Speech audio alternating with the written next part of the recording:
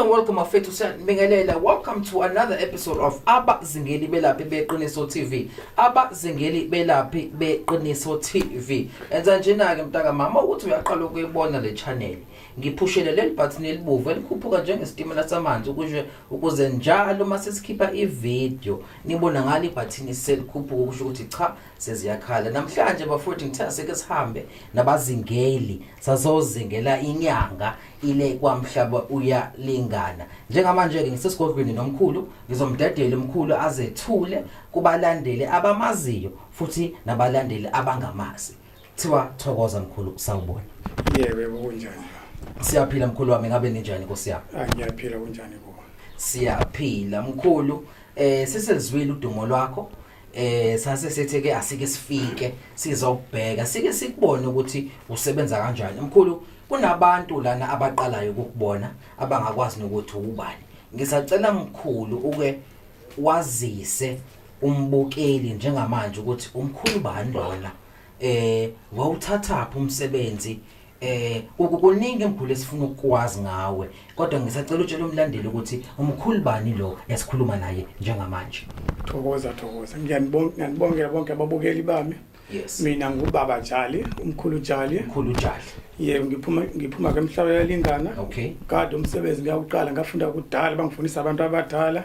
Yes. Mangizala ngize kuzosiza abantu bahlupheka abanenkinga. Bonke umuntu unenkinga akaze kumina ke azongibona ukuthi ngizomsiza ke inkinga onazo. Yes mkhulu. Thokoza. Yes mkhulu, qhubeka mkhulu. Wakimoto unenkinga ukuthi mhlawumbe ulahlekele inkomo. Yes. Ungeze kumina ngizokubuyisela ke inkomo zakho. Okay. Noma umsebenzi akuhambe kahle. Yes. Wena uzongithinta ke mina ke ngitholakala noma kubi Facebook, ku WhatsApp uzongithola noma ungangifona ku video call. Na ku YouTube isebezobona. Yebo uzongithola khona ke futhi. Yes mkhulu. It's inamba yami is 0670 30 8582. 82. Yebo. Ungangifona noma ngosikhathini uzongithola khona. Okay mkhulu, singakafiki enambeni mkhulu. Mina ngiyalwazi udumo lwakho. Kunabantu abangalwazi udumo lakho mkhulu. Amabhavu for abantu abangawuthola umsebenzi. Ngabe namanje usawenza? Ngiyakwenza ke konke. Yes mkhulu. Moto unenkinga lento awuthola umsebenzi oza ke mina ngizokusiza ke lokho. Yes mkhulu. Yebo. Mkhulu, ngizokubuza mina ngezinto engihlezi ngiyezwe ukuthi cha umkhulu Jali uyazenza. Thokoza. Mkhulu, ngabe namanje usafika ubethele emzini yabantu? Yebo ngiyafika ke mina. Yes mkhulu. Izilwane usakwazi ukuzikhipha noma lelikhehla elakufundisa selashona awusakwazi ukuzikhipha? Lo ngiyakwenza ke ukhehla ngifundisa konke akuwo ungihlulayo mina ngafundela kumuntu omkhulu ke lo gogo. Yes mkhulu. Akuwo kuzongihlula mina unonkinga ngithinteke kule number ngizoza lapho noma wena uzoza kimi ke ngikhiphe ke zonke unazo inkinga ke lapho. Yes mkhulu. Yeah. Mkhulu, sizwile ukuthi uke wathatha uhambo waya koMalawi, waya koNgorongoza, waya koNgwavuma, waya koTanzania, waya koBenin. Ngabe mawuthatha lolu hambo usuke uyokwenzani? Usuke usuhambelani indlela ezikude kangaka? Ngisacela mkhulu ukuchazele mina nabalandeli, especially ngale trip le usanda kuya lapha eBenin, bekwenzakalani? Lapho bengiye lapha eBenin bengibiziwe ke. Yes. Ukhona umuntu bolahlekela ke izinto zakhe ukuthi ngimbuyisele ke lapho emndenini. Okay. Njengabe uhambo lwami ngilapho eBenin kuyenza kulo msebenzi. Yes mkhulu. Yebo sengihambe khona ke izinto zakhe zonke sezihambe kahle zibuyile ke yena ke izinto zakhe. Oh, so umkhulu uphinde abuyise izinto ezilahlekile. Ngabe mkhulu kuyimfuyo, ngabe kuyimoto, ngabe kuyintombi ngisho engithandana nayo. Noma yini ilahlekela mina ngizokutshela kwena after for 3 days lezinto uzosibona sesibuyile. Yes mkhulu. Yebo. Noma intombi ulahlekele intombi ngizokuthembisa ngo3 days le ntombi izobuyela kuwena. Yes mkhulu. Yebo. Mkhulu, unamuntu lana othi nakho mina ngiyasebenza ngifuna isikhundla. Nakho mina ngisemsebenzini nginecala. Ngabe umuntu uthi ufuna ukuphakama asikhulumi lana ngesithwalo. ngabe umuntu uthi ufuna ukuphakama emsebenzini athole le promotion ngabe namanje usenalo lelo bhodlela obanika lona lokho ngiyakwenza ke futhi na izinto zami ngizokwenzela ke zikhona la ngofuna ukukhuphula ke isikhundla sakho wona uzala nazi isikhulu ngizokunika zona ke ukuthi ube namandla emsebenzini yes mkhulu konke ke lo ngizokwenzela ke mina ke lokho umuntu omnika isigubhu ngoba phela kunabantu abayisaba yini ngeke ngimnike yena azofika kumina ngizomwenzela konke ke na ngizomnika ayenze endlini yes isigubhu ngeke asithathe yebo mkhulu nangu umuntu lana kunabantu umuntu akasalala ekhaya umuntu usehamba ecasha abantu bamfuna ngebhamu phansi phezulu ngabe mkhulu into yesibhamu noma into yezitha namanje usayenza leyo wayilandela lapha eMalawi iyona ngayilanda eMalawi ngihambela futhi ukuyolanda khona eMalawi ukuthi ngithathe lezi zinto ngibasiza abantu banenkinga bahlezi kuyicasha ukuthi bafuna ukubaleka kubayenze njani ke lokho ngiyakwenza ke mina wena ufika mawuthi nenkinga ubaleka noma ufuna ukuvikela ke isibhamu oza ke kimi ngizokusiza ke isibhamu singangene kuwena noma ukuthi sikhona izitha ziza kuwe singakutholeki la ukhona umuthi wecala mkhulu uyawugaya ngiyawugaya ke lo muthi wecala yes icala la kulisusi wena ungakholwa ukuthi icala lami selisiswe kanjani yes mkhulu yebo mkhulu njengamanje ngithe ngibuka phansi ngabona igona ngabona into ekuthiwa isigubhu ngabe mkhulu uyazenza na izigubhu noma ngabe lo muntu owayekusiza ukuthi wenze igubhu usahamba emhlabeni mhlawumbe usakwazi ukuzenza lokho ngiyakwenza ke isigubhu kodwa isikole isigubhu sihlukele ema size yakho okay kuwena ukuthi uzokhetha sibi isigubhu yes sikhona njengalesi khona kwanjengamanje lo sibona lesigubhu leso 20,000 isigubhu siyakulethela ke imali ngenyanga mhlawumbe ku2 million yes okay nazi isigubhu sona sincane ke lesi sikhona ngizokunika zona mawusifuna kwe nesigubhu futhi lana mkhulu yini lesi isiphakamo noma sengiyisithwalo lesi isiphakamo lela sona isithwalo akusona isithwalo wena mofuna isithwalo uzoza kumina kusikhuma umkhulu ngifuna ke isithwalo ngizokunika kodwa lesi isiphakamo lesi yebo mkhulu uphondo lwemali ngabe le ikhaya sisakwazi ukulithola noma suwayeka ukulenza uphondo uyalithola nalo ke la ekhaya yes mofika uyalithola ke futhi nalo yes mkhulu kuzodependa wena uzofuna ipi indlela uyithole ngayo kulophondo yes mkhulu yebo mkhulu uyazi lana mkhulu ngoba ngiyakwazi abalandeli abangakwazi ziningi induku onazo mkhulu induku zoshukela induku ilungu omkhulu namanje usavungiwe ngalo namanje ilungu usalapha mkhulu ngiyayilapha ke lokho yes mkhulu njengoba ngihambe ke eMalawi futhi bengiyozama ke lo munye umama kuyomlapha khona ke lo yes mkhulu ngilaphe yona ke ngibuye ngimsizena futhi lapha manje uhamba kahle ke lo muntu yes mkhulu yeah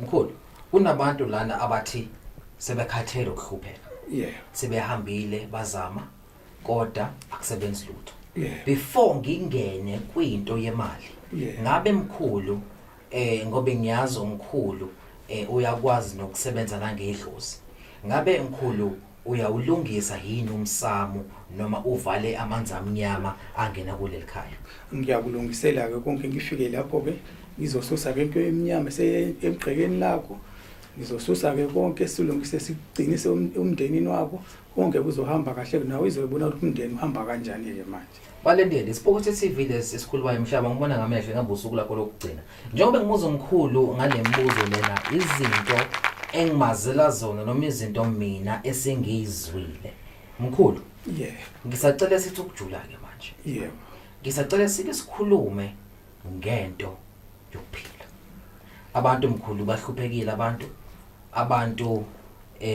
abanamali abantu angazi mkhulu ukuthi njengoba silana abantu ngabasiza kanjani le ngiyakusizela nginazo sikwama ngakwenza ke isikwama yes ukuthi uthole imali yes njengamanje ngakwenza nawe ubone ukuthi nabo abantu nayo imali singenzile ke kusikwameni imali emkhulu anguzwe kahle uthi wena kumina ukwazi noma igubhu zakho zikwazi ukuletha imali yebo isigumi sami sikwazi ukulethela ke imali endlini noma sebank singene ebank ngakwazi ukwenzela lokho noma singene esikwameni ngakwazi ukwenzela ke futhi lokho mkhulu njengabazingeli thina sayisikholwe angazi noma niyayazi lento sayisikholwe ngokubona yebo So nami abalandeli bami kumele ngibenzele iqiniso. So into engizoyicela lana mkhulu ngizocela ukuthi mina lento oyikhulumayo nami ngicela ukuyibona ngoba ayijwayelekile. So uma ukuthi uthi mkhulu wena lento uyakwazi ngempela ukuletha imali yebo esikhwameni. thokoza Ngisacela mina njengespokes TV ungikhombise lento. hayi khuleka amanzi amancane ke lawo Ay mkhulu ngisacela ukukunika ithuba mkhulu angazi wenza kanjani naku seqala nokufudumala la ekamereni angazi yini kodwa ke ngisacela mkhulu ukukunika ithuba. hayi wena khuleka ke lezi zinto ngizokwenzela njengamanje nawe uzoyibonela ukuthi uhamba kanjani ukuthi umkhulu uze la hayi kuzodlala. Balandeli njengamanje sisesigodlweni samkhulu uJali ya sekunjalo futhi. Njengameni ibona ke lesikhwama sinalutho masi empta sinalutho Cameraman wami ngicela usondele. Yes bona nazi isikhwama sinalutho sinani lesikhwama. Balandeli as you can see isikhwama asinalutho. No asinalutho ngikhude lesikhwama. Yes bona ke lesikhwama. Yes manje kanjani ukuthi sibe nemali esingenalutho? Ngoba phela umsebenzi wami ukuthi naku uzoyibona ukuthi nayi imali igcwele ke lesikhwama. Oh sisazophuma siye bank. Izophuma ke ngizoyenza imali wena usuzoyikhipha ke imali uyothenga noma ikuphi imali. Akuphumi thina la esigodlweni kuphuma izinto zakho. Izophuma ke into zami ke wena usakhona. Uyadlala mkhulu. Uzoyibona ke namehlo yenu. Ngibona.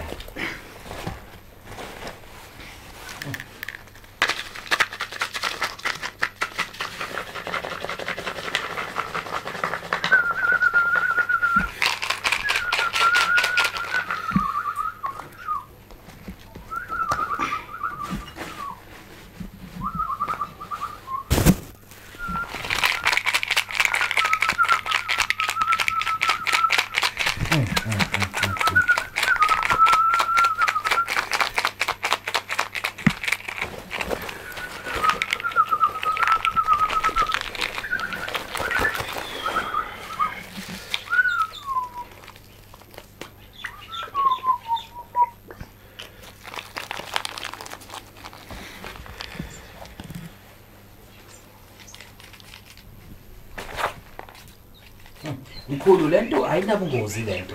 Abuko bungozi umsebenzi bani awuthintele uthi umndenini wakho lo amandla ami ke lawo. Okay. Lawo ngakhipha. Lawo amandla ami nganika nomkhulu ukuthi ngiyeze mina ngifuna ukusebenzisa ke igazi lomuntu. Yes. Yebo nganika amandla umkhulu wanginika wona ke lapho. Okay. Angifuna ukuthi umthinteke umndeni wakho. Ayinabungozi lento ayichithe igazi ayithintele uthi umndeni amandla ami ke lawo umsebenzi wami ke lo. Okay.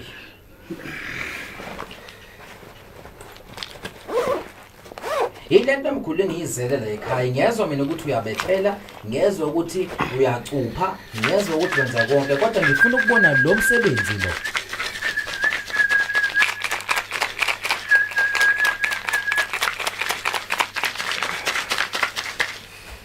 Ngeke mkhulu ngifuna ukuyibona lento iphila ngifuna ukuyibona iphila lento.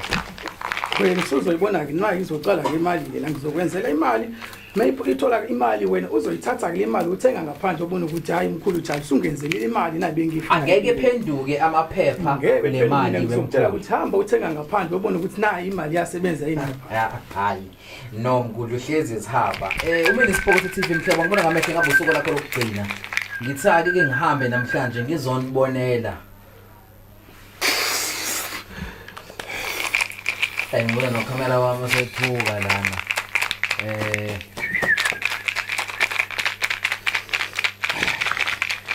asike sibone abazingeli asike sibone abalandeli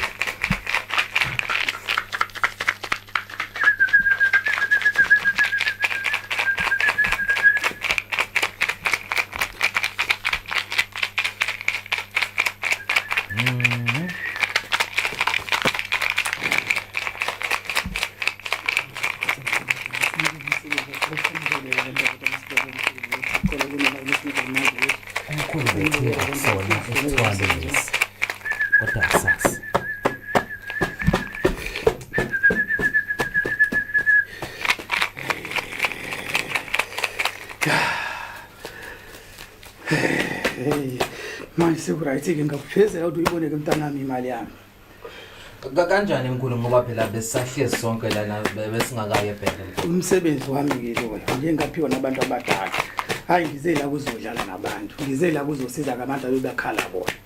Nanibonele ukuthi hayi namkhulu uJali uyasebenza naye. Akuvule mkhulu mhlawumbe sibone ukuthi ngempela iyenzeka lento ngoba mina hayi ngeke mkhulu. Nayi ke imali uyibona.